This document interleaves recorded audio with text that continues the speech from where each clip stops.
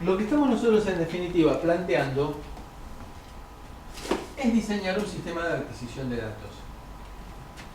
El sistema de adquisición de datos es muy entendible, ya que vamos a tener un conversor analógico digital, vamos a tener un circuito de muestreo y retención, que ya tenemos una idea de qué se trata, y vamos a tener un multiplexor analógico. Un multiplexor analógico es como si fuera una llave rotativa que me conmuta la entrada analógica que yo quiero medir, que yo quiero utilizar. Este multiplexor analógico simplemente me permite distribuir la cantidad de muestras del conversor en la cantidad de entradas que yo tenga.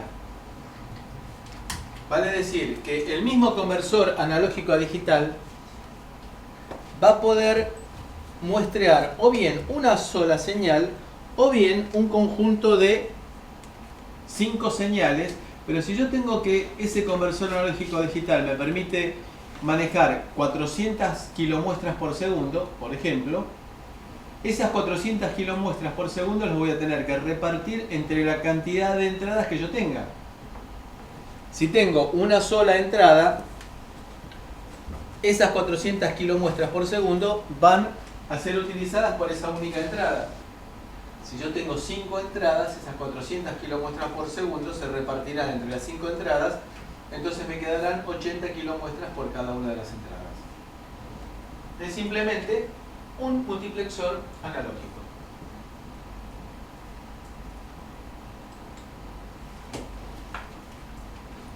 ¿Ya? Mañana es marzo, es decir, ya se pasó el año, tenemos que empezar a planificar las vacaciones.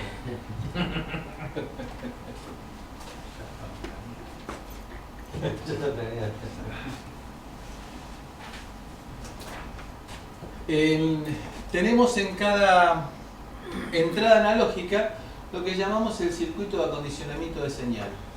El circuito de acondicionamiento de señal va a estar constituido por amplificadores. Por ejemplo, si tengo una termocupla para medir temperatura, necesitaré llevar el nivel de la salida de la termocupla, que es bajito, por medio de un amplificador al nivel que necesita el conversor. Siempre pensando que me conviene trabajar en la zona de plena escala del conversor. También ahí en el circuito de acondicionamiento de señal, este preamplificador, tendré que colocar el filtro antialias. En la práctica, tendré que analizar si me conviene un filtro antialias para cada entrada o un único filtro antialias si las entradas son similares. Si estoy midiendo temperatura en distintos lugares del recinto, las características de lo que estoy midiendo me permiten colocar un solo filtro antialias antes del circuito de muestreo y retención. Si estoy midiendo, por ejemplo, parámetros que son bastante disímiles, por ejemplo, audio y salida de una termocupla, tendré que colocar un filtro antialias porque la frecuencia de corte en cada caso va a ser distinta. Un conversor, vamos a empezar hablando, contrariamente a lo que uno supone, vamos a empezar hablando de conversor digital analógico, porque va a haber conversores analógicos digitales que necesitan un digital analógico. Parezco de Lelutier, haciendo juego de palabras. Entonces vamos a ver rápidamente qué es el concepto de digital analógico para después entrar a dar un pantallazo de lo que son los conversores analógicos digital, porque nos quedan 1 hora y media. ¿Qué es el digital analógico? El digital analógico es un dispositivo electrónico en el cual voy a tener distintas palabras binarias de entrada a las cuales le van a corresponder distintas magnitudes analógicas de salida. Observen ustedes que, tal cual como habíamos dicho en su momento, entre valor y valor de palabra digital no hay nada. Por lo tanto, entre valor y valor de resultado analógico a esa palabra digital no hay nada. Es decir, que la curva de transferencia digital analógica es un conjunto de puntos. Que por razones de comodidad, uno una esos puntos con una recta, no tiene otro significado más que decir que la respuesta debería ser lineal. Porque entre valor y valor no hay nada. Si yo escribo una recta, hay una continuidad. Entonces debo interpretar que la recta solamente me dice existe una relación lineal entre entrada y salida. ¿Está claro?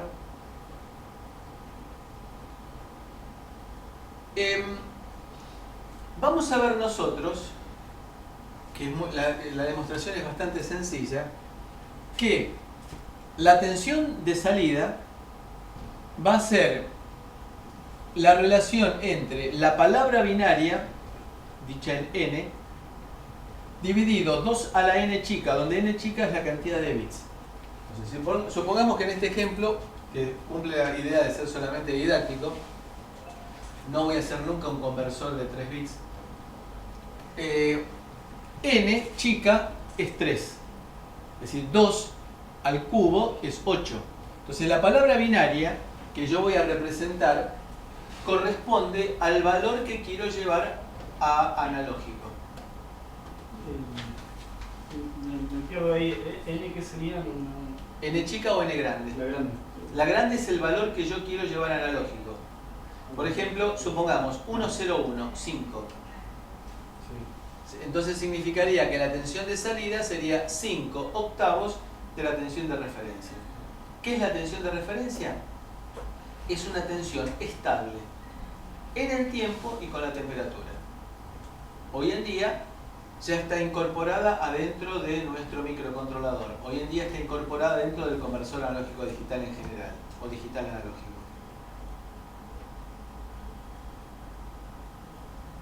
Hay un detalle que es para destacar. ¿Cuál es el máximo valor que puede tomar n grande en 3 bits? 7. Vale decir que la tensión de salida máxima que puedo llegar a tener es 7 octavos de la tensión de referencia. Es decir, nunca voy a llegar a tener a la salida la tensión de referencia. Cosa que me preocupa muy poco. Y en la expresión inferior tenemos nosotros que la tensión de salida es la suma de B sub j, donde B sub j es el bit que yo quiero representar, el conjunto de bits 1, 0, 1. Y 2 a la j es el peso que tiene ese bit.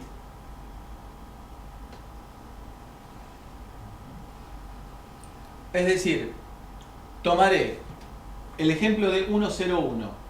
El peso del bit menos significativo es 2 a la 0. Magnitudes binarias. El número que yo quiero llevar a analógico es 1, 0, 1.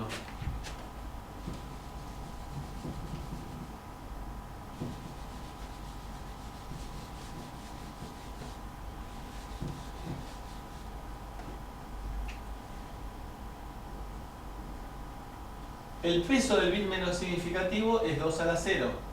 El peso del bit subsiguiente es 2 a la 1. El peso del siguiente bit será 2 al cuadrado. Lo que estoy diciendo yo es que para reconstituir el valor n analógico será el coeficiente 1, 0, 1. 1 por 2 al cuadrado más 0 por 2 a la 1 más 1 por 2 a la 0. Es lo que estoy diciendo aquí abajo. Evidente, digamos, no es ningún secreto, es la forma en la cual tengo para pasar un número de base cualquiera a decimal. ¿Cómo lo implemento? Lo implemento en principio utilizando una configuración muy simple. Acá tengo una operacional ideal y tengo un conjunto de interruptores que son comandados por los bits. Entonces, si el bit que yo quiero llevar a analógico es 1, el interruptor está cerrado. Si el bit que yo quiero llevar analógico es 0, el interruptor está abierto. ¿Qué logro con esto? Aquí tenemos un operacional. Un operacional ideal tiene ganancia de lazo abierto infinita. Vale decir que para que a la salida tenga un valor finito, la tensión aquí en la entrada debe ser 0. Es lo que se llama tierra virtual. Con lo cual, si yo aplico la vieja, tradicional e inamovible, felizmente, ley de Ohm, hay una anécdota muy graciosa. Yo estudié en la universidad con algunos libros de electrotecnia rusos. Me acuerdo de Tushir, Strahov, Sebeke y Yonkin. Tuve una esposa rusa que más o menos esa era la condición, que tuviera que decirlo de memoria sin repetir y sin soplar. En el cual decían, mire, si bien la ley es de Ohm, que era alemán, en el año 10 años antes, el célebre físico ruso Popov, mire, no la pegó, pero le anduvo cerca, digamos ese chauvinismo típico. Claro, en una ecuación lineal, o la pegás o no la pegás. Lo que nos dice entonces Ohm es que si aquí tenemos tierra, supongamos que yo cierro el interruptor B0, porque el valor correspondiente al bit 0 vale 1. La circulación de corriente que voy a tener es VR dividido 16R. ¿Está bien? Esa va a ser la corriente que va a circular por el resistor. Entonces, la corriente que me va a circular por el resistor será VR dividido 16R. Si aquí tengo tierra, la impedancia de entrada del amplificador operacional ideal es infinita. Por lo tanto, no toma corriente. Por lo tanto, la corriente que entra, y acá aparece el otro alemán, Kirchhoff, si la corriente que entra es de VR sobre 16R, la corriente que sale es la misma. Pero, como aquí la corriente ahora es saliente del nodo, me va a producir sobre el resistor R una tensión que voy a llamar negativa. Si las corrientes entrantes son positivas, la corriente saliente es negativa. Así que la corriente en esta rama va a ser menos VR sobre 16R. Es un tema de convención. Con lo cual, la tensión de salida va a ser, de vuelta, si la corriente entrante es VR sobre 16R, la corriente saliente es menos VR sobre 16R, la caída sobre el resistor R será VR menos VR sobre 16R por R, es decir, menos VR sobre 16.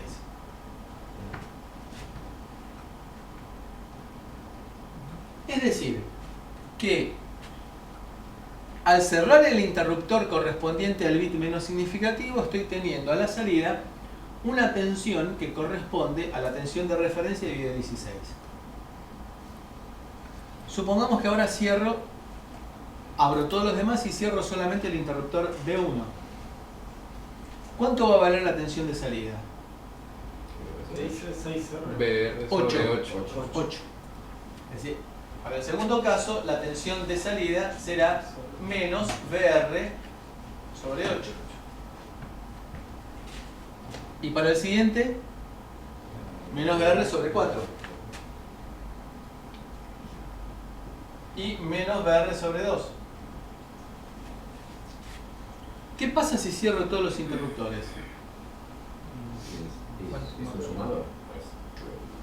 Hay una cosa importante. Como estamos hablando de componentes ideales, son lineales. Si son lineales, puedo aplicar algo fundamental de la teoría de los circuitos, que es el teorema de superposición. Es decir, algo que nosotros conocemos. Si aplico una fuerza de 1 newton, tengo una aceleración de 1 metro sobre el segundo cuadrado. Si aplico una fuerza de 2 newton, tendré una fuerza de 2 metros sobre el segundo cuadrado. Si aplico una fuerza de 1 más 2, 3, tendré una aceleración de 3 metros sobre el segundo cuadrado. ¿Por qué? Porque el sistema es lineal. Lineal, ¿qué significa? Puedo aplicar superposición. Cosa que cuando estudiamos la física nos lo indujeron, pero no nos lo dijeron directamente. En la electrotecnia, en la teoría de circuitos, lo explicitamos a través de un teorema. Vale decir, fíjense, que estoy convirtiendo bits, que son los que me comandan esos interruptores, a voltios.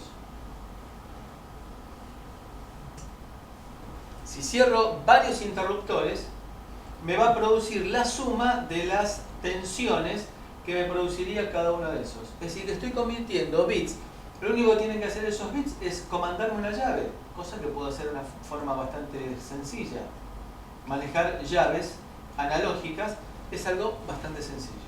Es decir, que he generado el conversor digital analógico más sencillo que hay, que se lo llama en abanico. ¿Por qué en abanico? Imagínenselo con mucha imaginación, por supuesto, que se trata de un abanico.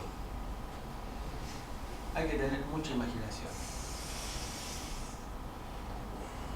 Bien, entonces, la transferencia del conversor, aplicando superposición, y por medio de todo esto es fácil, que en alguna noche que tengan insomnio lo pueden revisar, llegamos a que, oh sorpresa, se corresponde a la expresión que habíamos visto anteriormente, que tenía que tener un conversor digital analógico, solamente con una pequeña diferencia, que nos aparece un signo menos en la expresión de la transferencia. Bien, entonces, esto que hemos mostrado aquí corresponde a un conversor digital analógico. Ahora, ¿cuál es el problema? El problema que nos surge, que esto es muy simpático, muy didáctico, muy fácil de entender, pero supónganse que yo quiero hacer un conversor digital analógico de 12 bits. Eso significa que si arranco de 2 a la R, el resistor del valor correspondiente a 2 a la 12 será 4096R. Es decir, que si yo digo, y me gusta que R valga un K es un valor manejable. El resistor del valor 2 a la 12 va a corresponder a 4,096 mega. ¿Es fácil de obtener resistores de esos valores estables? No. Conclusión, no me sirve. Entonces digo, no, pare, un momento. Cambio el valor de R. Hago que el valor de 2 a la 12, en lugar de ser 4 mega 096, sea 10K. Bueno, me resulta que R toma un valor que en lugar de una tensión de referencia tengo que usar una batería de auto. Va a ser un valor lo suficientemente chico como para que la corriente que integre la tensión de referencia tenga que ser muy importante. ¿Qué va a pasar? Se me van a calentar los resistores, van a viajar en temperatura. Conclusión, este esquema es didáctico pero es inaplicable. ¿Qué hacemos entonces? Hacemos entonces la red R2R, típica para que lo digan los franceses. Ferrocarril falta. R con R, ferrocarril. ¿En qué consiste? Bueno, consiste en utilizar una particularidad, que es armar unas mallas en el sentido no de playa, perdón, no se me estoy metiendo en tus vacaciones, sino que desde el concepto de teorema de mallas, en los cuales solamente tengo resistores que me valen R y 2R, salvo uno que es el que corresponde a la realimentación del operacional, que vale 3R. Lo que hago entonces con los interruptores es conectar un resistor de valor 2R o a tierra o a la tensión de referencia. En forma muy sencilla, la demostración puede demorar no más de 2 o 3 meses, llevamos a que, aplicando en forma sucesiva Thevenin y mallas, vamos minimizando y llegamos a la conclusión de que la tensión de salida corresponde nuevamente a la tensión de referencia por N sobre 2 a la N. Es decir, esto lo pueden utilizar, por ejemplo, aquellos que tengan pánico a viajar en el avión, en un viaje de avión transatlántico, en 12 horas lo pueden llegar a resolver perfectamente. No, digamos, no nos corresponde a nosotros explicarlo. Créanme, por favor, es así. Se lo juro. Conclusión, resolvimos el problema de valores de resistores que sean muy grandes o muy chicos. Y con una cosa muy importante, es mucho más fácil decir que un resistor es el doble o el triple que otro que decir este resistor vale un K. En el proceso de fabricación, si el operador se quedó dormido y los resistores se fueron un 10% de valor, se fueron todos un 10% de valor. Con lo cual, la relación se sigue manteniendo.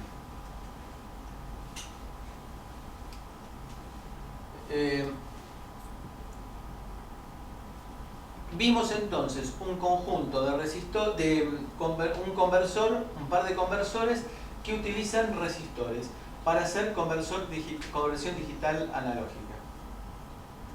Insisto, y repito porque tiene implicancias posteriores. Hicimos un análisis de 2 configuraciones de conversor digital analógico que usan resistores e interruptores.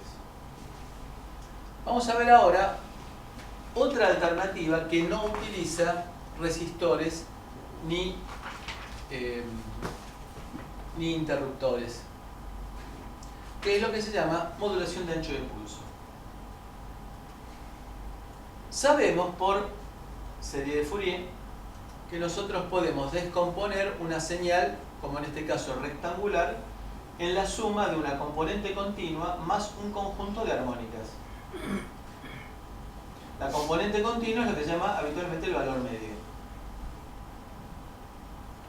Entonces, lo que hago es tener la magnitud digital que quiero convertir, que la llamo n, tener un contador que arranca de 0 y tendrá n bits, es decir, n chico bits. Por ejemplo, qué sé yo, 4 bits.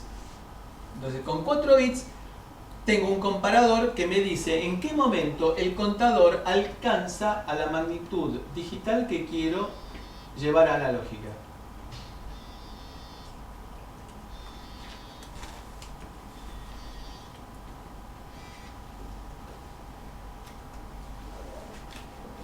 En el momento en el cual se igualan las magnitudes y el contador supera a la magnitud que quiero llevar a analógica, cambia la salida del comparador. Si le coloco un filtro integrador, filtro pasabajos, lo que hago es quedarme con la componente continua, con el valor medio.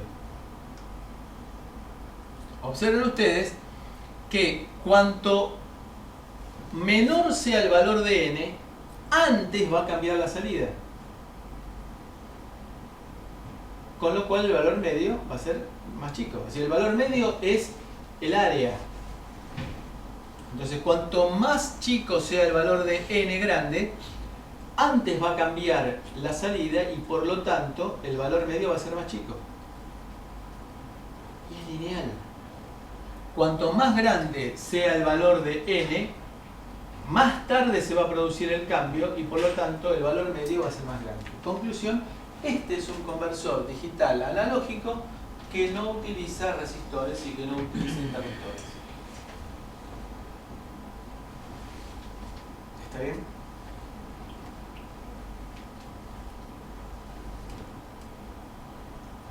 Nos aparece un amplificador diferencial, que el amplificador diferencial utiliza la propiedad de los operacionales, que es la de amplificar la magnitud que entra por la entrada no inversora, representada por un signo más, y la entrada inversora, representada por un signo menos. Aquí hay una consideración, es que las ganancias son distintas por una entrada y por la otra. De hecho, este resistor que aparece aquí, derivado a tierra, el resistor R4 de 10K, cumple la finalidad de compensar esa diferencia de ganancias.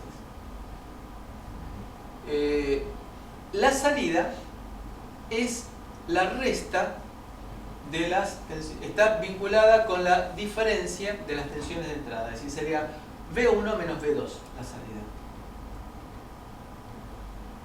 Lo cual es algo bastante importante, sobre todo cuando yo quiero, por ejemplo, utilizar una termocupla. Una termocupla no está referida a tierra, sino que una termocupla es una magnitud que está dada por la diferencia entre los dos bornes de la termocupla, que son distintos metales.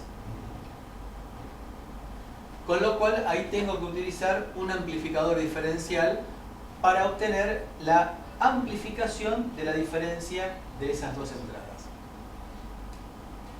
Puedo llegar a necesitar en algún caso, es decir, la ventaja que tiene el amplificador diferencial es el rechazo del ruido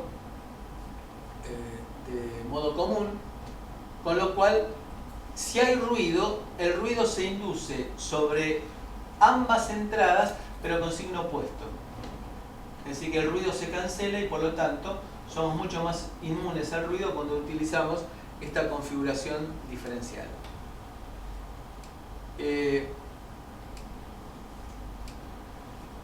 Y el amplificador de instrumentación es el que utiliza en la parte derecha un amplificador diferencial, pero le agregamos un par de operacionales en la entrada, de amplificadores de muy alta impedancia de entrada, cuya finalidad es separar desde el punto de vista galvánico, no cargar al generador, no tomarle corriente al generador porque a veces lo molestamos demasiado, al generador si le tomamos corriente, y de esa manera lograr sobre la salida de estos dos operacionales, OP2 y OP3,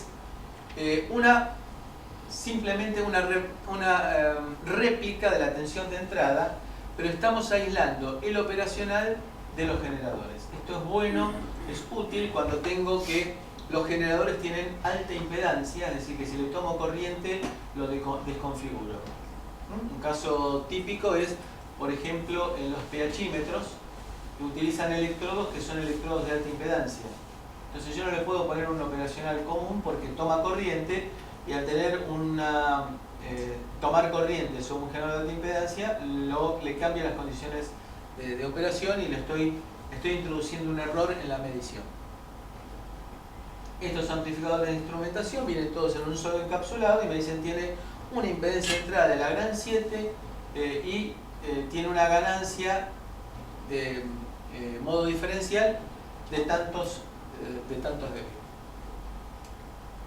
Errores. Aquí tenemos, recordemos que esto simplemente quiere decir que la relación entre la magnitud binaria de entrada y la de salida es lineal, por eso tenemos una recta, pero si no son puntos. Vamos a tener, como hay operacionales de por medio, vamos a tener un error de corrimiento, es decir, que hay siempre alguna continua por ahí montada indeseada, que si yo no la corrijo, me produce que frente a la curva teórica, que es la de trazo grueso, me aparece un corrimiento que es la curva que me aparece con trazo fino. Que se llama error de offset o de corrimiento. Los resistores de los amplificadores me producen un error de ganancia, es decir, que me cambia la pendiente que tendría que tener ese conversor. Es el que se llama error de escala. Ahora bien, nosotros estamos suponiendo que es todo lineal, que es todo bárbaro, que el resistor es, vamos al caso sencillo del primer dibujito que vimos, que un resistor es 2R, el otro es 4R, el otro 8R. ¿Qué pasa si en lugar de ser 8R es 8,1R? Porque no logré hacerlo perfecto. Se me produce lo que se llama un error de linealidad. Al cerrar ese interruptor, no está circulando una corriente que es VR sobre 8R, sino que va a ser VR sobre 8,1R, es decir que no es lineal. Es lo que llamamos error de linealidad. Ahora, y esto es un caso de un error descomunal que se nos escapa de la idea, pero puede llegar a suceder, que es el caso de tener un gran error de linealidad. La figura de trazo fino nos está diciendo que al aumentar la palabra binaria de entrada disminuye la tensión de salida. Lo cual en principio es un absurdo.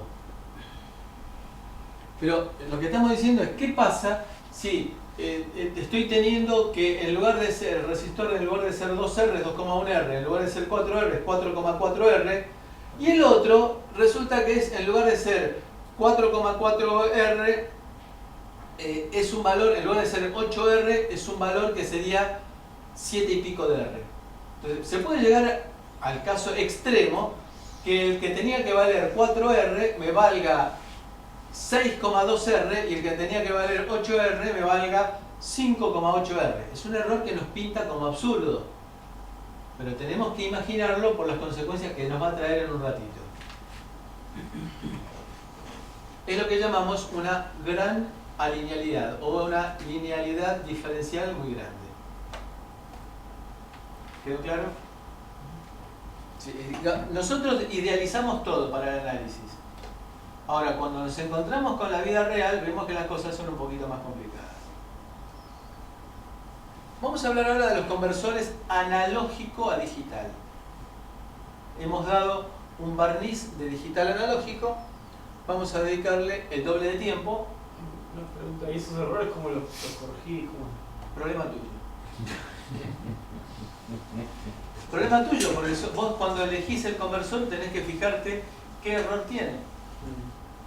Entonces, si vos ves que te aparece un error, digamos, un fabricante que tiene ese error de linealidad tan grande no te lo va a mostrar. Si no te aparece esa curva, sospecha. Eso, cuando veamos los errores del digital analógico, del analógico a digital, quizá esto te quede un poco, cómo seleccionar te quede un poquito más claro. Los conversores analógico a digital tienen invertidos los ejes, es decir que tenemos magnitud analógica en el eje X, palabra digital en el eje Y. Hay dos alternativas para la curva de transferencia. La primera es que arrancamos de tensión analógica 0. Entonces, vamos aumentando la tensión analógica. La palabra binaria de salida es 000. Vamos aumentando la tensión analógica y el cambio a la palabra binaria 001 se produce cuando llegamos a 1/8 de la tensión de plena escala. Volvemos a seguir aumentando la tensión analógica, la palabra binaria de salida sigue siendo la misma, hasta que llegamos a 2/8, momento en el cual cambia la salida. La otra alternativa, que es más frecuente en las transferencias de los conversores analógico a digital, es que en la mitad del paso, es decir, la mitad del 1/8 de la tensión de plena escala, se produzca el cambio. Con lo cual, en algún caso estaremos por debajo del valor que correspondería y en otro caso por encima. Aquí en la primera imagen estamos siempre por debajo. Entonces, de esta manera vamos a buscar compensar. ¿Es importante lo que estoy mostrando ahí? ¿Cómo definen ustedes error? No estoy hablando de matrimonio. Estoy diciendo, ¿cómo definen ustedes error? La definición de la física. Valor medido menos valor verdadero. ¿Cuál es el valor verdadero? El valor verdadero es la curva de transferencia finita, el punto finito. ¿Sí? Y allá hay mayor promedio de los errores en la derecha. En la derecha tengo compensación. En algún caso voy a estar por encima y en otro caso voy a estar por debajo.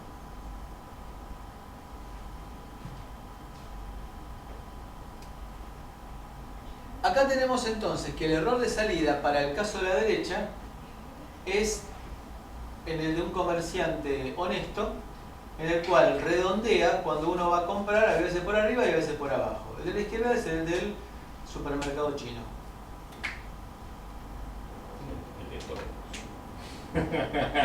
Dije, por eso, no dije supermercado honesto, dije comerciante. Comerciante. No, mis experiencias con los supermercados Horrible. son terribles. Mi mujer justamente es proveedora de supermercados e hipermercados. Ah, ¿No? De lugares como por ejemplo Walmart, el Anónima. Bueno. Con esto, lo que estamos viendo es que el error, en el caso de la curva de transferencia de la derecha, es en algunos casos error negativo, en otros casos error positivo. Uno entiende que el error se va compensando de manera que en forma a lo largo de n mediciones los errores para un sentido se compensan con los errores para el otro sentido. Volvemos a la idea de la resolución, exactitud y precisión. Si yo quiero repetibilidad, necesito precisión. Si yo necesito precisión, necesito poder discriminar muy bien un valor analógico del otro. Es decir, necesito muchos bits. Pero muchos bits es mucha plata. Muchos bits en muchos casos es mucho tiempo. De vuelta, como antes planteamos que la velocidad de muestreo era una solución de compromiso, acá diremos también que la precisión, es decir, la repetibilidad, la cantidad de muestras que tomo, va a depender de cada caso en particular. Con lo cual, la tarea del técnico, del ingeniero, comienza a ser algo no repetitivo. No es un cocinero que tiene que mezclar los mismos, para hacer una torta, la misma cantidad de componentes en forma reiterada. Sino que acá hay que analizar cada situación en particular para discernir qué tipo de conversor voy a tener que utilizar. Lamentablemente digo que no hay reglas. Digamos, no hay reglas que siempre se haga lo mismo, sino que aparte del avance de la tecnología nos va llevando a que van apareciendo soluciones novedosas en cada momento. Entonces, resolución, exactitud, la precisión es la cantidad de bits. La posibilidad de discriminar entre un valor y el de al lado. Un poco de historia. Este es un lavarropas.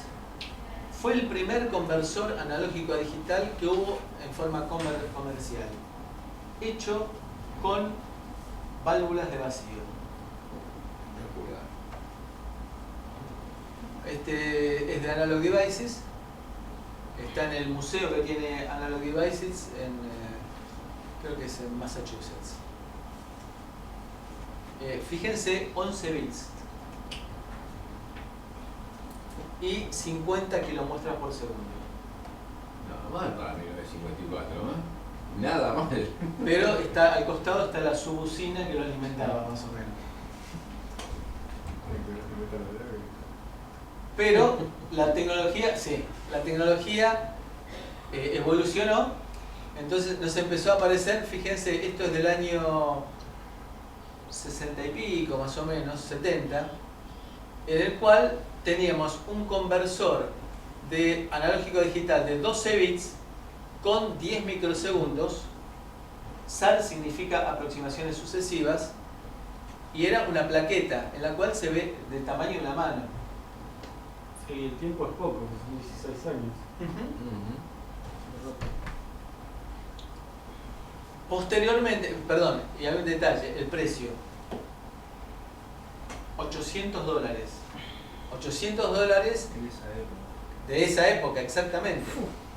Y perdón, ¿y tienen unos conectores aquí No, bueno, eso modular? ¿Qué? Sí, sí, era para poner en para poner en el zócalo. Un zócalo. Claro. Era una tarjeta para insertar en un zócalo, igual en un equipo. Y fíjense que justamente de aproximaciones sucesivas, ¿qué dice acá? Mini DAC. DAC es conversor digital analógico. Es el de aproximaciones sucesivas es uno de los modelos de conversores, de los esquemas de conversores que utilizan un digital analógico. Bien.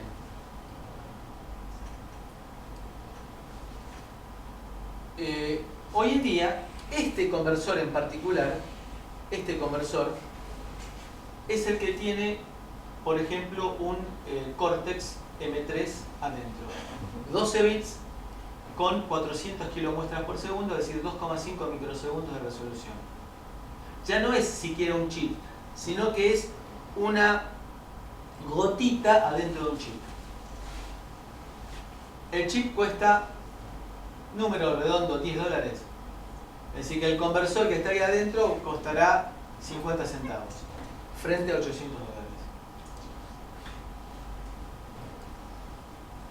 De acuerdo, fíjense, acá tenemos un gráfico en el cual vemos la resolución en el eje X y la velocidad en el eje Y. Con lo cual, lo que podemos detectar es que si queremos resolución no podemos tener velocidad. Y si queremos velocidad, tenemos poca resolución. Caso contrario, necesito mucha plata.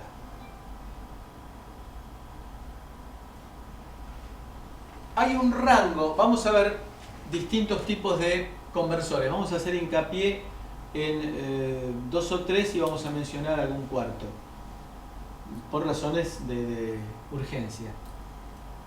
Vamos a tener el de aproximaciones sucesivas, que tiene, de acuerdo con el fabricante, un rango bastante importante de resolución que va de 8 a 18 bits y un rango bastante importante de velocidades que va desde 1 kilomuestra por segundo hasta 1 megamuestra por segundo. Podríamos decir que en líneas generales vendría a ser el conversor universal.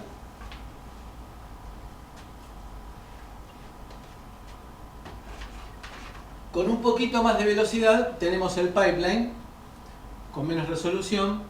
El flash da la idea de centelleo, lo cual evidentemente es para alta velocidad y baja resolución. Y después tenemos otro rubro que nos da alta resolución, pero a baja velocidad. Recuerden ustedes que cuando vimos el ejemplo de los 24 bits, dijimos que los 24 bits son impracticables por el ruido que se genera.